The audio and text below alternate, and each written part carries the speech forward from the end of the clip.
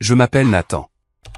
J'ai 38 ans et je travaille comme ingénieur aérospatial dans une entreprise de taille moyenne ici en Californie. Jusqu'à ce samedi soir d'octobre, je croyais sincèrement avoir un mariage décent. Pas parfait, loin de là, mais suffisamment solide pour construire une vie ensemble. Assez solide pour parler d'avoir des enfants un jour.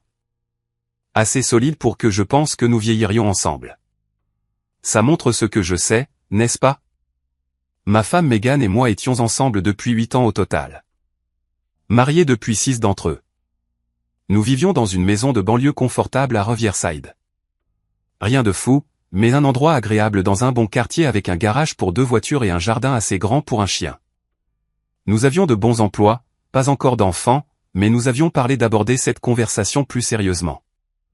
Je gagnais environ 140 000 $ par an dans mon entreprise d'ingénierie. Un bon salaire, une carrière stable, rien de tape à accent grave-l'œil, mais un travail respectable que j'aimais sincèrement faire chaque jour.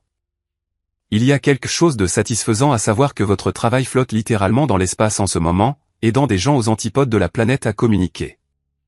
Mes conceptions sont là-haut. Mes calculs. Mes nuits tardives et mes matins précoces et mes week-ends passés à exécuter des simulations. Ces choses comptent. Même si personne lors des dîners ne veut jamais entendre parler des systèmes de communication par satellite. Megan travaillait dans le marketing pour une agence de luxe en centre-ville, gagnant environ 75 000 $. Entre nous, nous nous en sortions mieux que la plupart des couples de notre âge. Nous avions des économies. Nous avions des investissements. Nous prenions de belles vacances dans des endroits comme Hawaï et le Costa Rica. De l'extérieur, nous avions probablement l'air d'avoir tout compris. La maison, les carrières, le plan de vie. Mais si vous avez été marié pendant un certain temps, vous savez que ce que les gens voient de l'extérieur correspond rarement à ce qui se passe à huis clos. Et dans notre cas, le problème avait un nom. Le frère aîné de Megan, Garrett, avait 42 ans, grand, avec ce physique Kendall qui faisait croire aux gens qu'il avait réussi avant même qu'il n'ouvre la bouche. Vous connaissez le type. Cheveux parfaits, dents parfaites, poignées de main parfaites. Le genre de gars qui entre dans une pièce et commence immédiatement à chercher la personne la plus importante à qui parler. Il dirigeait une société de développement immobilier que son beau-père lui avait essentiellement offerte sur un plateau d'argent. Garrett aimait se présenter comme un self-made man, parlant constamment de sa vision, de son dynamisme et de son esprit d'entreprise. Mais tous ceux qui connaissaient la véritable histoire comprenaient qu'il avait épousé l'argent et la position. Sa femme Elena venait d'une vieille famille riche, le genre de famille qui avait des abonnements à des country clubs depuis 3 générations et des maisons de vacances dans des endroits que les gens normaux ne voient qu'Instagram. Dès le premier jour de ma relation avec Megan, Garrett avait clairement fait comprendre qu'il ne pensait pas que j'étais assez bien pour sa sœur. Il ne l'a jamais dit directement au début. Juste de petits commentaires ici et là. La mort par 1000 coupures, vous savez. Ingénieur aérospatial, hein? C'est un travail stable, je suppose. Ou, Megan, es-tu sûre de ne pas vouloir sortir avec quelqu'un avec un peu plus d'ambition? Quelqu'un qui va de l'avant. Ou mon préféré personnel, ça doit être agréable d'avoir un travail lié au gouvernement où tu peux juste pointer et dépointer. Certains d'entre nous sont là à construire des choses. Toujours livré avec ce sourire suffisant, condescendant, qui donne envie de le frapper. Toujours suivi d'un « je plaisante, mec », quand il voyait ma réaction commencer à passer d'une tolérance polie à quelque chose de plus sombre. Mais au fil des ans, les commentaires sont devenus plus acerbes, plus pointus, plus publics. Et Megan, au lieu de me défendre, se contentait de rire comme si de rien n'était. C'est Garrett qui est Garrett, disait-elle chaque fois que j'en parlais. Il ne veut rien dire par là. Il est comme ça avec tout le monde. Sauf qu'il n'était pas comme ça avec tout le monde. Il n'était pas comme ça avec Kyle, le mari d'Amanda, qui est devenu associé de son cabinet d'avocat. Il n'était pas comme ça avec aucun des cousins qui travaillaient dans la finance ou la médecine. Il n'était comme ça qu'avec moi, l'ingénieur aérospatial qui travaillait de ses mains sur des problèmes complexes au lieu de brasser de l'argent et d'appeler ça de l'entrepreneuriat. J'aurais dû voir les signes avant-coureurs il y a des années. Mais j'aimais Megan, ou du moins je le pensais. Alors, je me suis tu, j'ai gardé la tête basse et j'ai continué à me présenter aux événements familiaux où je savais que je serais traité comme un domestique. Le dîner qui a tout fait exploser était censé être une fête, une occasion joyeuse. Les parents de Megan, Richard et Patricia renouvelaient leurs vœux après 40 ans de mariage. 40 ans. C'est une vie de partenariat, de compromis, de construction ensemble. Ils voulaient marquer cela par un grand rassemblement familial chez eux, un repas traiteur d'un endroit chic en centre-ville, toute la production. La sœur cadette de Meghan, Amanda, était là avec son mari, Kyle, Garrett et Helena. Bien sûr, il ne manquerait jamais une occasion d'être vu lors d'un événement familial. La tante et l'oncle de Meghan sont venus de San Diego. Quelques cousins complétaient le reste de la table, 14 personnes au total, toutes habillées de leurs plus beaux vêtements, toutes prétendant être une grande et heureuse famille sans aucun dysfonctionnement caché sous la surface. J'ai su que ça allait être une nuit difficile quand Garrett est arrivé dans sa toute nouvelle Tesla et a immédiatement commencé à parler de la façon dont il l'avait payé en espèces. On ne pouvait même pas mettre tout l'argent dans la mallette, a-t-il dit avec ce rire théâtral alors que nous étions tous dans l'allée. J'ai dû utiliser 2 sacs. Mais quand on conclut un marché comme celui que je viens de conclure, on se fait plaisir. Vous savez comment c'est. Il m'a regardé droit dans les yeux quand il a dit cette dernière partie. Vous savez comment c'est. Comme si j'aurais jamais su ce que c'est que de payer en espèces une voiture de luxe parce que j'avais conclu un accord immobilier louche. J'ai juste souri et hoché la tête. La même chose que je faisais depuis 6 ans. Ne fais pas de vagues. Ne fais pas de scène. Ne donne pas à Meghan une raison d'être gênée par toi. Maintiens la paix. C'était toujours le mantra, n'est-ce pas? Maintiens la paix. Rengaine ta fierté. Ne crée pas de drame. Laisse passer le petit commentaire parce que riposter rendrait les choses gênantes pour tout le monde. 6 ans à maintenir la paix ne m'avaient mené nulle part, sauf à une table de dîner où j'étais humilié publiquement pendant que ma femme étudiait son assiette comme si elle contenait les secrets de l'univers. Mais je m'avance. Le dîner a commencé assez agréablement. Patricia s'était surpassée avec les décorations. Des roses blanches et des bougies partout. Une musique douce jouant dans des enceintes cachées autour de la salle à manger. La table ressemblait à quelque chose sorti d'un magazine. Elle avait clairement planifié cela pendant des mois.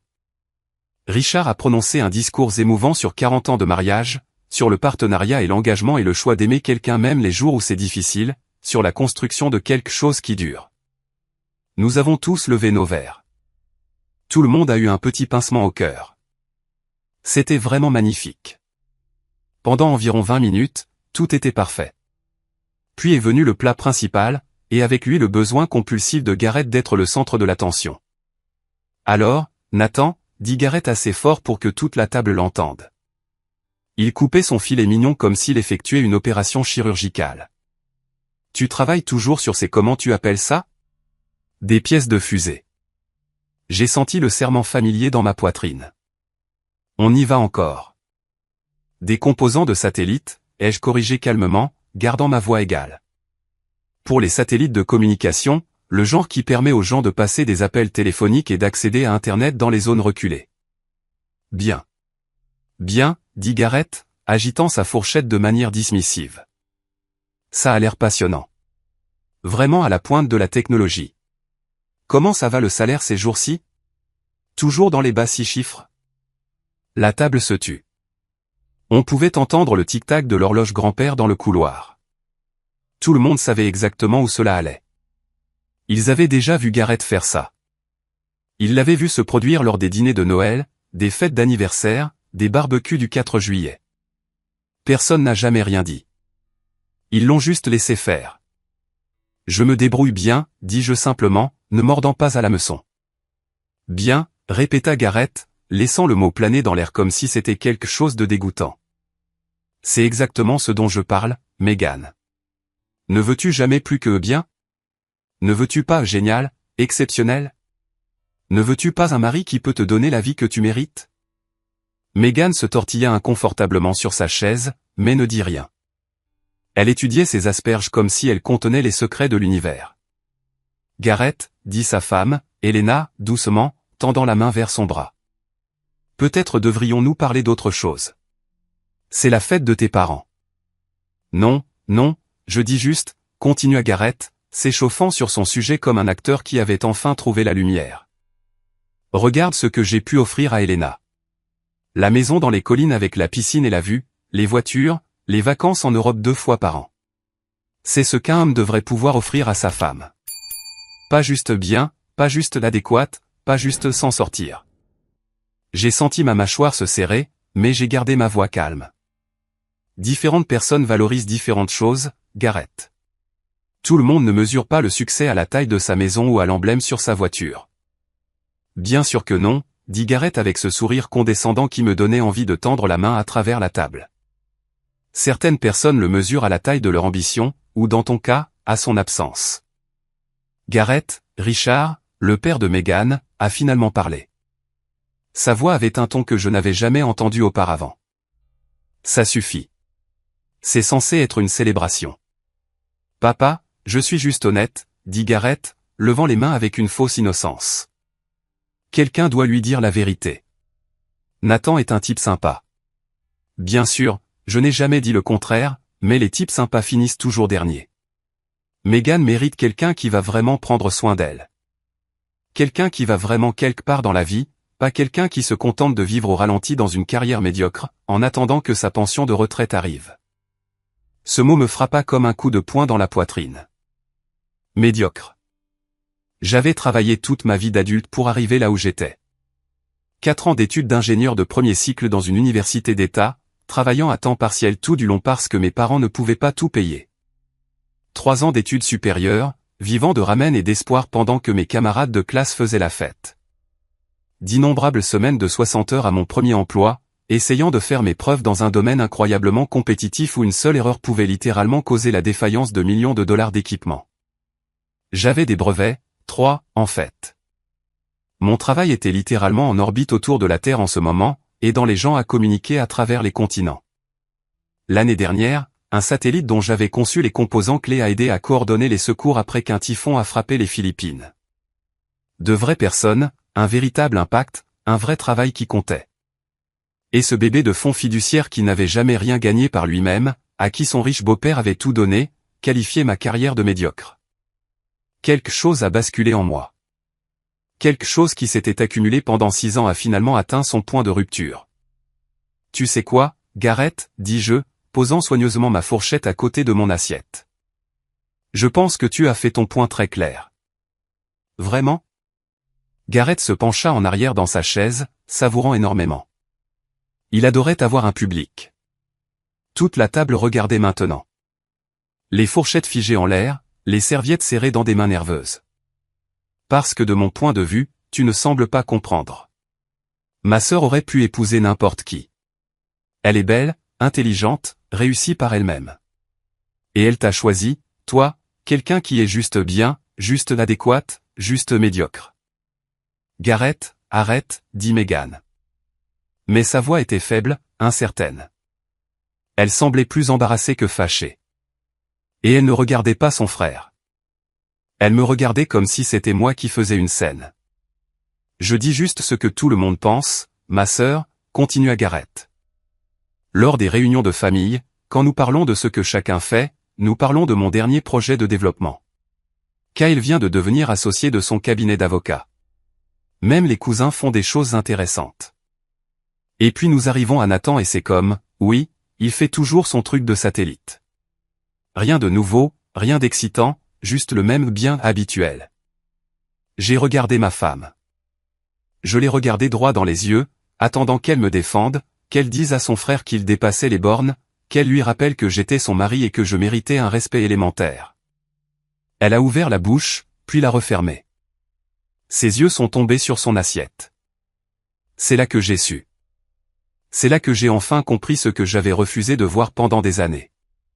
Je l'avais perdu en chemin. Peut-être ne l'avais-je jamais vraiment eu, et j'avais été trop occupé à travailler, trop occupé à essayer d'être suffisant pour le remarquer.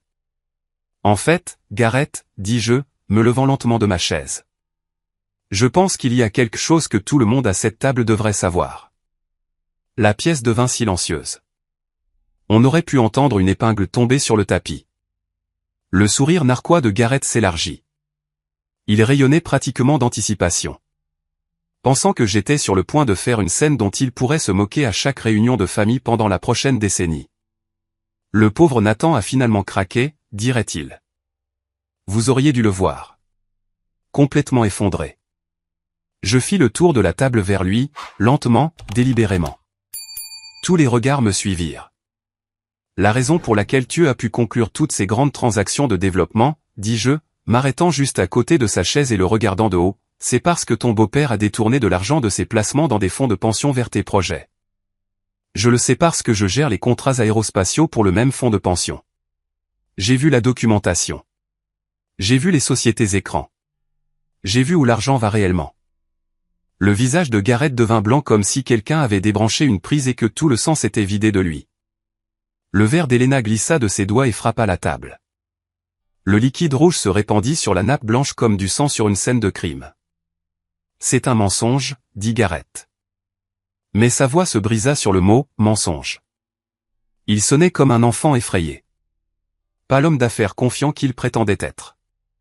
Ce n'est pas le cas, dis-je simplement. Ta société de développement est techniquement rentable sur le papier, mais seulement parce que tu obtiens des prêts à des taux qui n'existent pas sur le marché réel. Des prêts garantis par de l'argent de fonds de pension qui est censé être investi en toute sécurité pour les retraités, et non pour soutenir ton entreprise immobilière commerciale. Je le documente depuis des mois, en fait, essayant de décider quoi faire, si je devais le signaler, si je devais en parler à Megan en premier.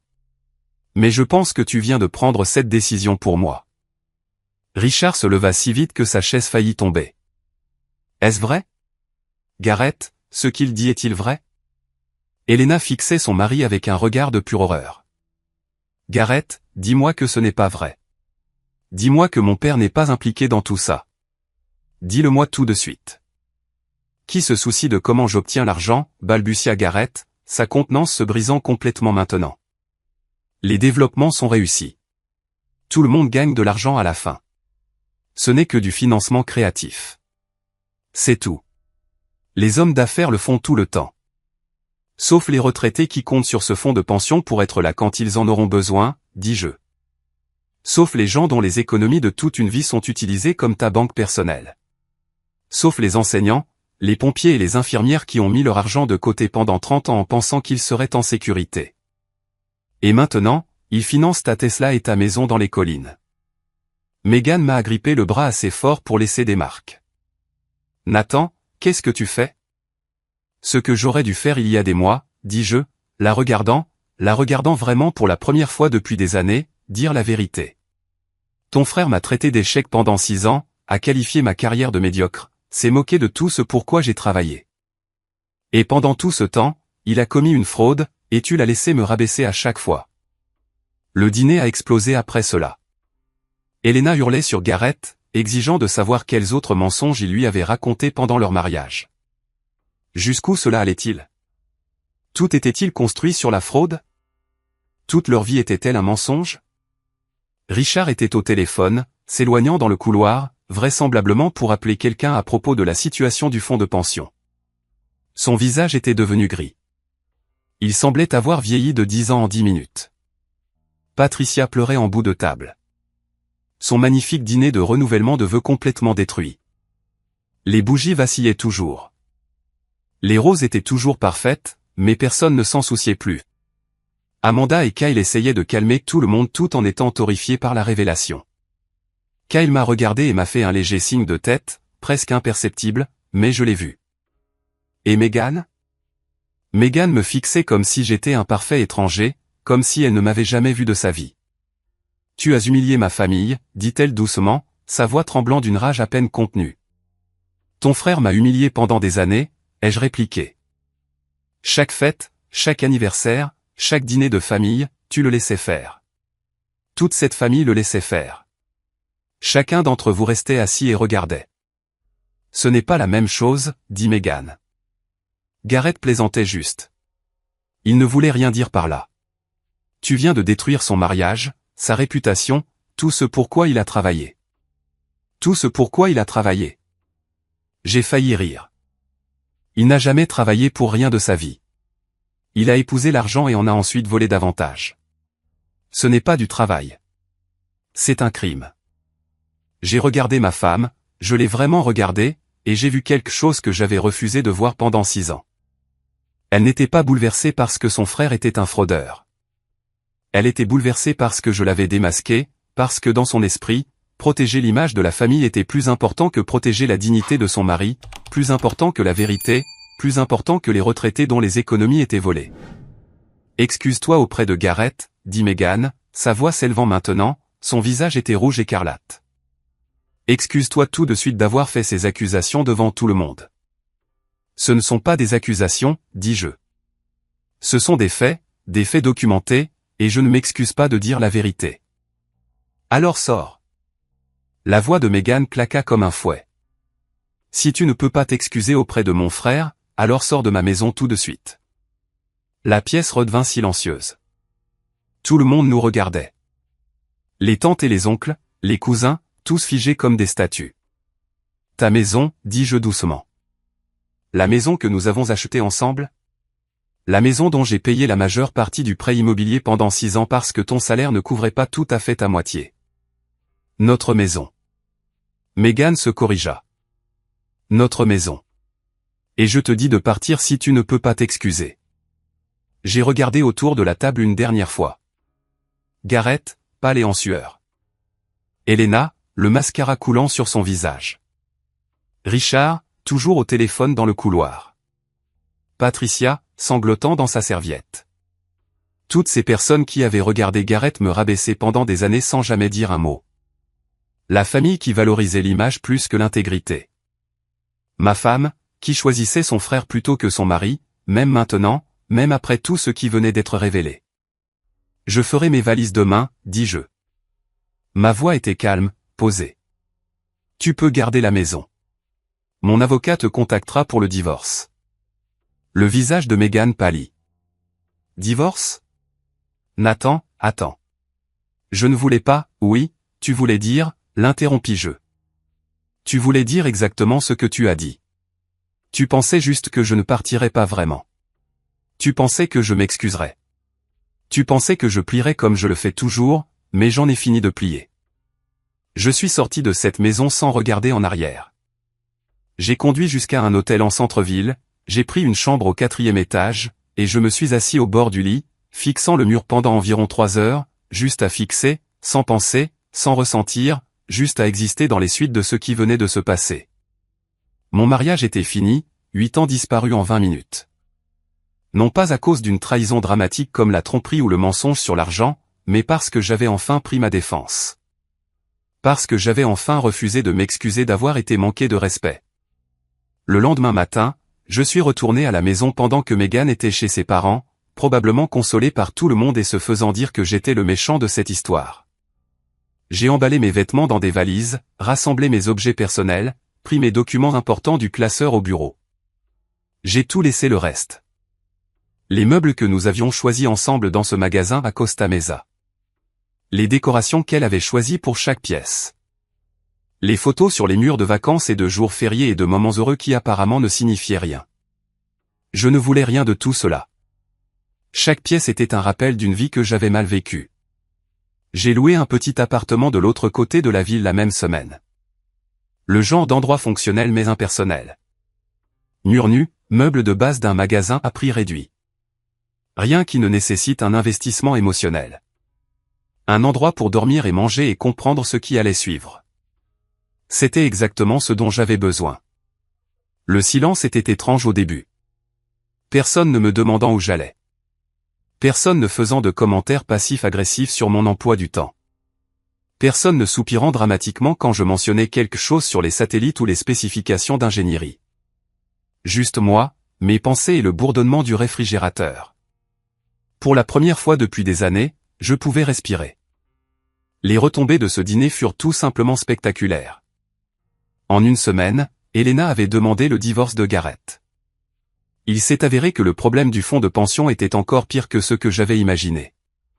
Gareth n'avait pas seulement obtenu des prêts de complaisance à des taux préférentiels. Il avait activement siphonné de l'argent via un réseau de sociétés écrans, dissimulant la trace derrière des couches de paperasse d'entreprises qui auraient fait tourner la tête d'un comptable. Lorsque l'enquête officielle a débuté, elle a mis au jour des années de manipulation financière systématique. La société de développement de Gareth s'est effondrée en un mois. Des projets abandonnés en cours de construction. Des investisseurs se déménant pour récupérer ce qu'ils pouvaient. Son beau-père a fait face à des accusations fédérales pour son rôle dans le stratagème. Toute l'affaire a fait la une des journaux économiques locaux, puis régionaux, puis elle a été reprise par certains médias nationaux parce qu'il n'y a rien que les médias aiment plus qu'une histoire de riches qui sont terribles. Complète avec des photos d'identité montrant Gareth ne ressemblant en rien au golden boy confiant qu'il avait toujours prétendu être. Juste un homme d'âge moyen effrayé dans une mauvaise situation qu'il avait entièrement créée lui-même. Mais voici ce qui m'a vraiment surpris.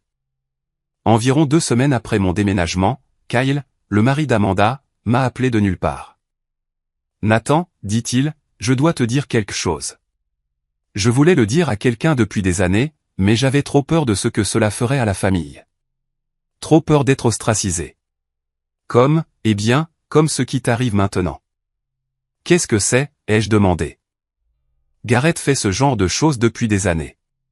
Pas seulement l'affaire du fonds de pension. Il manipule tout le monde dans cette famille depuis toujours, mentant sur ses réalisations, exagérant son succès, s'attribuant le mérite du travail des autres. Se moquant de quiconque n'était pas impressionné par lui. Je l'ai vu faire des dizaines de fois. Mais chaque fois que j'essayais de dire quelque chose à Amanda, la famille faisait bloc autour de lui. Il me disait que j'étais jaloux, que je ne comprenais pas comment les affaires fonctionnaient vraiment, que je devais être solidaire au lieu d'être critique. « Pourquoi me dis-tu ça maintenant ?» ai-je demandé. « Parce que tu es la première personne qui lui a vraiment tenu tête, » a dit Kyle.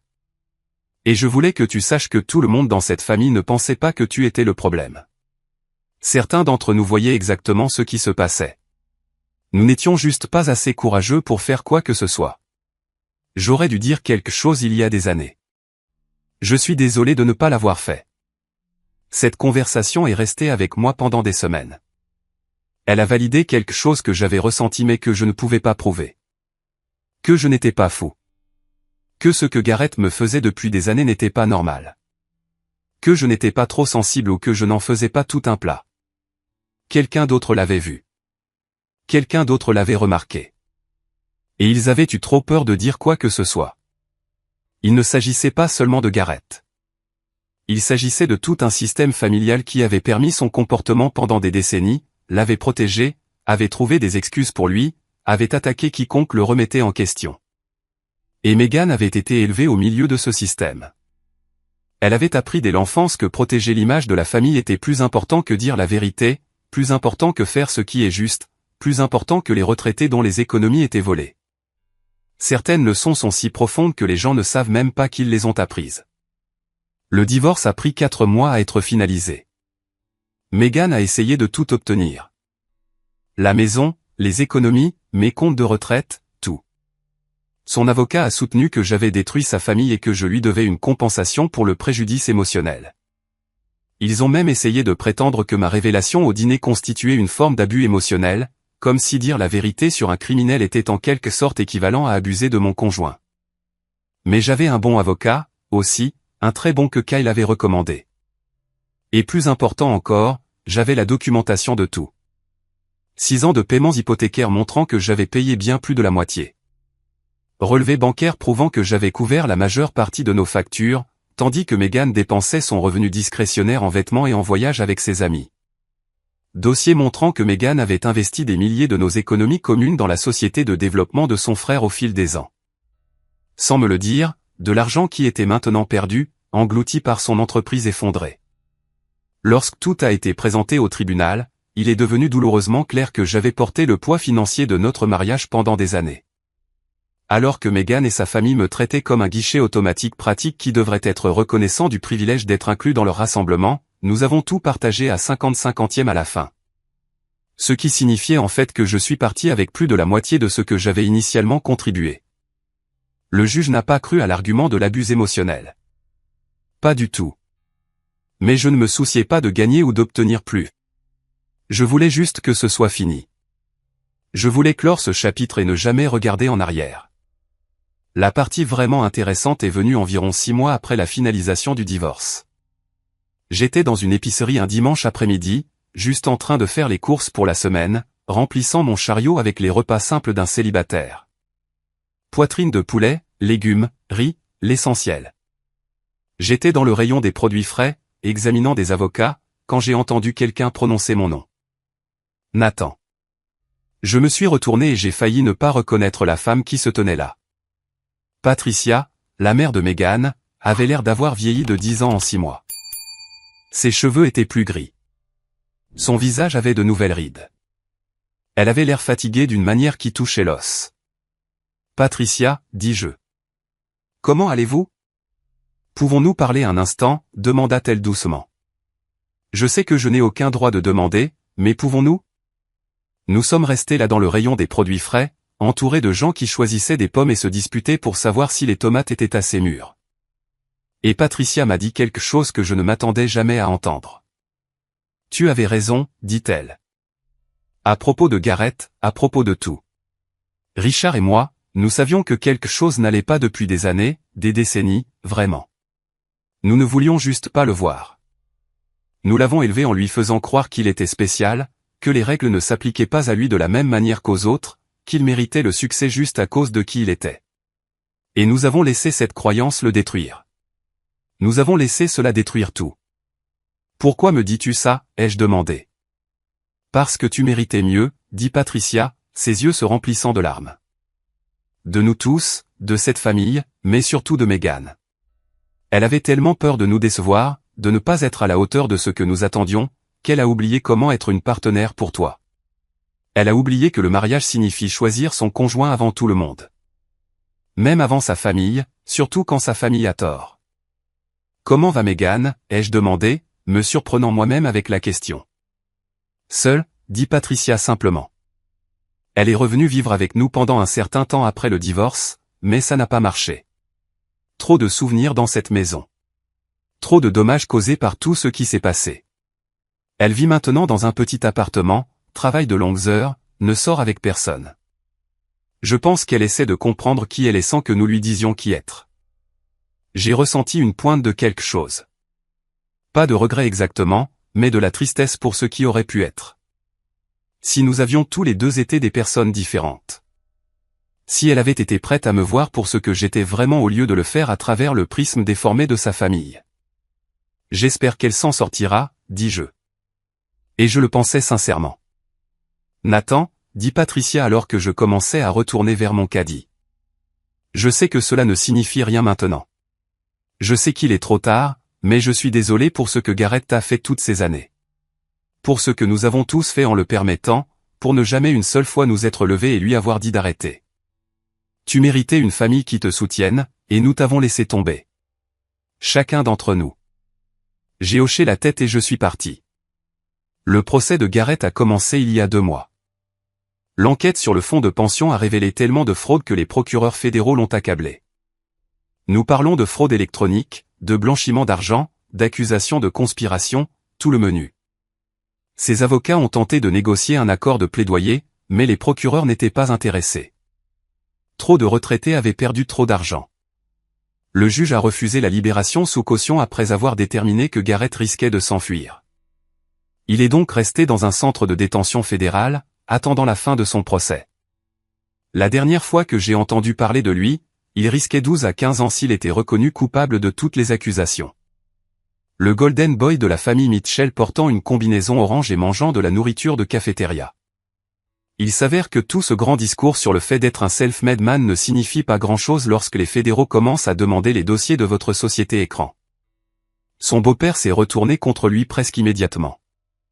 A accepté un accord de plaidoyer, 5 ans de prison fédérale en échange d'un témoignage contre Gareth. Il purge déjà sa peine dans un établissement à sécurité minimale en Arizona. L'abonnement au country club que sa famille entretenait depuis 3 générations a été révoqué. Les maisons de vacances saisies dans le cadre de la confiscation d'actifs. 60 ans de prestige de vieille richesse, disparus en environ 6 mois. Elena n'a pas perdu de temps non plus. Elle a demandé le divorce dans la semaine suivant l'inculpation. Elle a pris les enfants et a déménagé au Colorado. Elle a repris son nom de jeune fille. La dernière fois que j'ai entendu dire par la rumeur. Elle travaille maintenant comme agent immobilier elle-même, légitimement cette fois. Repartir de 0 à 40 ans avec 2 enfants. Je ne peux pas lui en vouloir de vouloir disparaître. Environ 3 mois après la finalisation du divorce, mon patron m'a appelé dans son bureau. Je pensais que c'était à propos du projet de satellite Henderson. Nous avions eu quelques problèmes avec les systèmes de gestion thermique et j'avais fait des heures supplémentaires pour les résoudre. Au lieu de cela, il a fait glisser un dossier sur le bureau. Ingénieur système senior, dit-il. Augmentation de 15%, votre propre équipe de 4 personnes est la première opportunité de remporter le contrat du DoD que nous poursuivons depuis 2 ans. Je l'ai juste fixé. Qu'est-ce qui a changé? C'est toi, dit-il.